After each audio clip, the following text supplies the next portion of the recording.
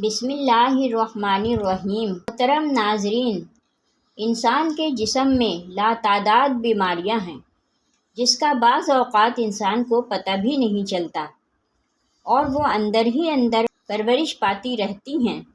لہٰذا جو شخص لا حول ولا قوت الا باللہ کے مبارک کلمے کو پڑھتا ہے جو کہ جنت کے خزانوں میں سے ہے، تو اللہ تبارک و تعالیٰ اپنی حکمت اور مشیت کے مطابق اگر اس کی قسمت میں ان بیماریوں سے شفا یاب ہونا لکھا ہوتا ہے تو اسے شفا عطا فرماتے ہیں، ورنہ یہ بیماریاں اس کے گناہوں کا کفارہ بن جاتی ہیں۔ کیونکہ از روئے حدیث کسی مومن کو اگر کانٹا بھی چبھ جائے یا کوئی بیماری آ جائے تو اللہ تعالیٰ اس کی تکلیف کو اس کے گناہوں کا کفارہ بنا دیتے ہیں۔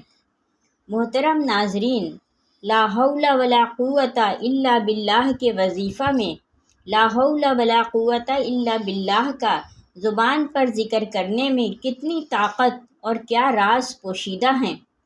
لا حول ولا قوت الا باللہ پڑھنے کی فضیلت کیا ہے؟ لا حول ولا قوت الا باللہ پڑھنے سے زندگی میں، مرتے وقت، قبر میں اور مرنے کے بعد لا حول ولا قوت الا باللہ کے ہمیں کیا فائدے حاصل ہوتے ہیں۔ تندرستی اور خوشحالی میں لا حول ولا قوت الا باللہ پڑھنے سے کیا ملتا ہے؟ تنگ دستی میں لا حول ولا قوت الا باللہ پڑھنے سے کیا ملتا ہے؟ بیماری، مشکلات، پریشانیوں اور مصیبتوں کے وقت لا حول ولا قوت الا باللہ پڑھنے سے ہمیں کن انعامات سے نوازا جاتا ہے؟ جاننے کے لیے ویڈیو کو آخر تک ضرور دیکھیے گا۔ محترم ناظرین، اس سے پہلے کہ میں لا حول ولا قوت الا باللہ کے وظیفہ اور ذکر کرنے کی فضیلت آپ کے ساتھ شیئر کروں، لا حول ولا قوت الا باللہ کی فضیلت سے متعلق ایک چھوٹا سا واقعہ سن لیجیے۔ واقعہ کچھ اس طرح ہے۔ مامون الرشید نے ایک نصرانی کو 500 درہم کے عوض قید کرنے کا حکم دیا۔ اس کے ساتھ ایک سوار کو بھیجا تو راستے میں سوار نے ایک شخص کو دیکھا جس کے سر پر گھاس کا ایک گٹھر تھا جو ایک طرف کو جھکا ہوا تھا، تو سوار نے وہ گٹھر سیدھا کر دیا۔ اس کے بعد وہ گٹھر دوسری طرف جھک گیا تو سوار نے اس پر لا حول ولا قوت الا باللہ کہا تو نصرانی نے اس کلمے کا احترام کیا۔ سوار نے یہ دیکھ کر کہا کہ جب تو نے اس کلمے کا احترام کیا ہے تو پھر اللہ تعالیٰ پر ایمان کیوں نہیں لے آتا؟ نصرانی نے کہا کہ میں نے یہ کلمہ آسمان کے فرشتوں سے سیکھا ہے۔ سوار کو یہ بات بڑی عجیب لگی۔ جب وہ خلیفہ کے پاس آیا تو اس نے نصرانی کا سارا واقعہ سنا دیا۔ خلیفہ نے نصرانی کو طلب کر لیا اور پوچھا کہ تو نے یہ کلمہ فرشتوں سے کیسے سیکھا ہے؟ نصرانی نے جواب دیا، میرا ایک چچا تھا جو بہت دولت مند تھا، اس کی ایک نہایت خوبصورت لڑکی بھی تھی۔ میں نے اس کی طرف نکاح کا پیغام دیا لیکن میرے چچا نے نکاح سے انکار کر دیا اور دوسری جگہ اس کی شادی کر دی۔ جب شب زفاف یعنی شادی کی پہلی رات آئی تو اس کا شوہر فوت ہو گیا۔ میں نے پھر اس کی طرف نکاح کا پیغام بھیجا لیکن مجھے پھر انکار ہو گیا۔ حتیٰ کہ اس کا 3-4 مرتبہ نکاح ہوا لیکن اس کے ہر مرتبہ شوہر فوت ہو جاتے۔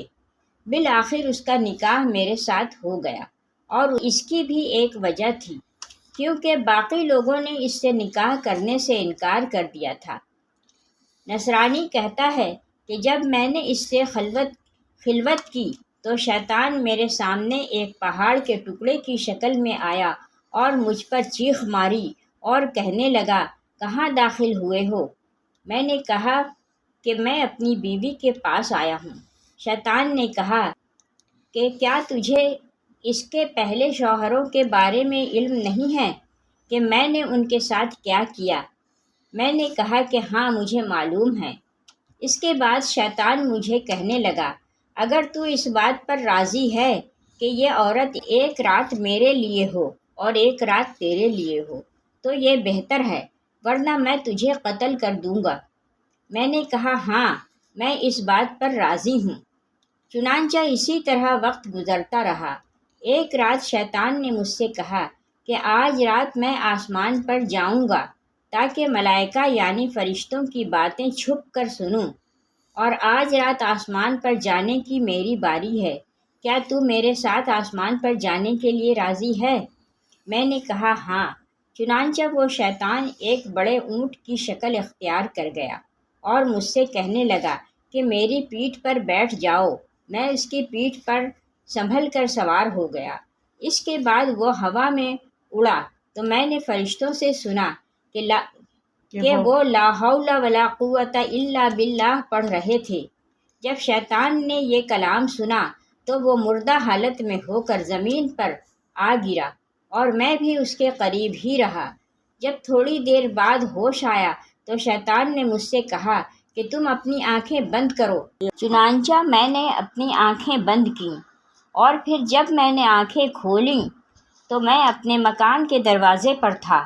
پھر جب میں نے اپنی بیوی سے خلوت کی تو میں نے کہا کہ اس گھر کے سارے سوراخ بند کر دو، لہٰذا اس نے سب سوراخ بند کر دیے۔ رات کو شیطان آیا تو میں نے گھر کے دروازے پر منہ رکھ کر لا حول ولا قوت الا باللہ پڑھا تو میں نے مکان میں ایک سخت آواز سنی۔ پھر میں نے 2-3 مرتبہ لا حول ولا قوت الا باللہ پڑھا تو میری بیوی نے زور سے آواز دے کر کہا کہ اندر آؤ۔ چنانچہ میں اندر داخل ہوا تو میری بیوی کہنے لگی جب تم نے پہلی مرتبہ لا حول ولا قوت الا باللہ پڑھا تو شیطان یہاں سے بھاگنے کا راستہ ڈھونڈ رہا تھا، لیکن اس کو راستہ نہ ملا۔ جب تم نے دوسری بار پڑھا تو آسمان سے آگ نازل ہوئی اور اس کو گھیر لیا، اور پھر جب تم نے تیسری بار پڑھا تو آگ نے اس کو جلا کر راکھ کر دیا۔ اس طرح اللہ تعالیٰ نے اس شیطان سے ہمیں نجات دی۔ محترم ناظرین، جب ہم تیسرا کلمہ پڑھتے ہیں تو اس میں بھی لا حول ولا قوت آتا ہے، اور تیسرے کلمے کا ورد کثرت سے کرنا چاہیے، کیونکہ یہ کلمہ عرش الہی کا خزانہ ہے۔ مجمع الزوائد کی حدیث پاک کا مفہوم ہے۔ رسول اللہ صلی اللہ علیہ وآلہ وسلم فرماتے ہیں، کیا میں تمہیں جنت کے دروازوں میں سے ایک دروازے کے بارے میں نہ بتاؤں؟ عرض کی گئی وہ کیا ہے؟ ارشاد فرمایا کہ لا حول ولا قوت الا باللہ۔ حضرت ابو ہریرہ رضی اللہ تعالیٰ عنہ روایت کرتے ہیں، رسول اللہ صلی اللہ علیہ وسلم کا فرمان ہے، جس نے لا حول ولا قوت الا باللہ کہا تو یہ اس کے لیے 99 بیماریوں کی دوا ہے، اور ان میں سب سے ہلکی بیماری رنج و الم ہے۔